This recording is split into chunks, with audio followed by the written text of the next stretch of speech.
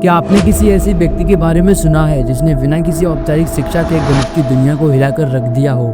ऐसी शख्स की कहानी जो सिर्फ 32 साल की उम्र में हमें छोड़कर चले गए, बट अपने पीछे 3900 से अधिक इमेजिंग फॉर्मूलाज एंड इक्वेशंस को छोड़ गए। भारत के महान गणितज्ञ श्रीनिवास रामानुजन जी 22 दिसंबर 1887 को तमिलनाडु के इरोड में जन्मे। रामानुजन का बचपन बहुत ही सिंपल था। उनके पिता कपड़े की दुकान पर एक क्लर्क थे एंड उनकी माँ धार्मिक महिला थी। उनका पालन पोषण उनके पैतृक गाँव कुंभकोणम में हुआ। शायद आपको जानकर हैरानी होगी कि रामानुजन बचपन में पढ़ाई में बहुत अच्छे नहीं थे, बट गणित के लिए उनकी रुचि अलग ही लेवल पर थी। वे अन्य बच्चों की तरह नहीं थे। केवल 11 साल की उम्र में उन्होंने गणित के क्षेत्र में इतनी प्रगति कर ली थी कि कॉलेज के छात्र भी उनके सवालों का जवाब नहीं दे पाते थे। एक बार उनके घर में रहने वाले कॉलेज के छात्र ने उन्हें ऐसे लोनी की एडवांस ट्रिगोमेट्री दी, जिसको रामानुजन ने इतनी जल्दी समझ लिया कि उन्हें देखकर सभी हैरान रह गए। 1903 में जब वो 16 साल के थे, उनको एक किताब मिली, a synopsis of elementary results in pure and applied mathematics. इस बुक ने उनकी सोच और ज्ञान को एक नई दिशा दी।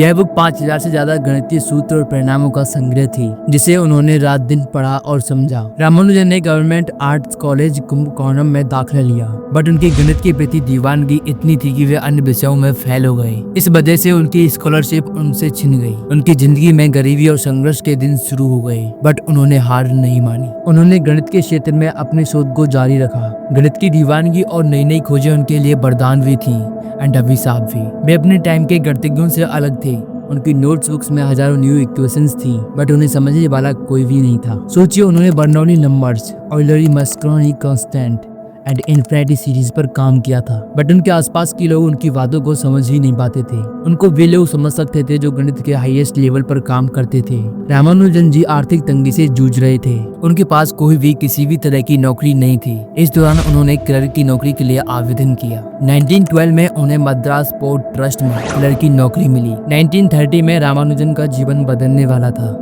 उन्होंने अपने गणितीय सूत्र को पत्र के माध्यम से इंग्लैंड के प्रसिद्ध गणितज्ञ G.H. हार्डी को भेजा। जब हार्डी ने उनके 120 फॉर्मूलाज पढ़े तो उन्होंने कहा, यह काम किसी साधारण इंसान का नहीं हो सकता। ये या तो भगवान का काम है या फिर ये व्यक्ति खुद भगवान है। उनके इस टैलेंट को देखकर हार्डी ने रामानुजन को कैम्ब्रिज यूनिवर्सिटी आने का इन्विटेशन दिया। रामानुजन पहले तो हिचकिचाए, बिकॉज उनके ब्राह्मण परिवार की परंपराएं उन्हें विदेश जाने की अनुमति नहीं देती थी। बट उनकी माँ ने एक सपना देखा जिसमें उनकी कुलदेवी ने उन्हें रामानुजन को इंग्लैंड भेजने की आज्ञा दी। इस सपने के बाद रामानुजन इंग्लैंड जाने के लिए तैयार हो गए। 1940 में वे कैम्ब्रिज पहुंच गए। कैम्ब्रिज में रामानुजन और हार्डी का रिश्ता केवल एक टीचर और स्टूडेंट का ही नहीं था, ये दो महान दिमागों की मुलाकात थी। हार्डी ने रामानुजन को गणित के उन पहलुओं पर काम करना सिखाया जिन्हें पश्चिमी गणितीय दुनिया में बहुत महत्व दिया जाता था, बट रामानुजन का अंदाज कुछ अलग ही था। वे कहते थे, every equation for me has a meaning as it expresses a thought of God। उन्होंने highly composition numbers, mock theta functions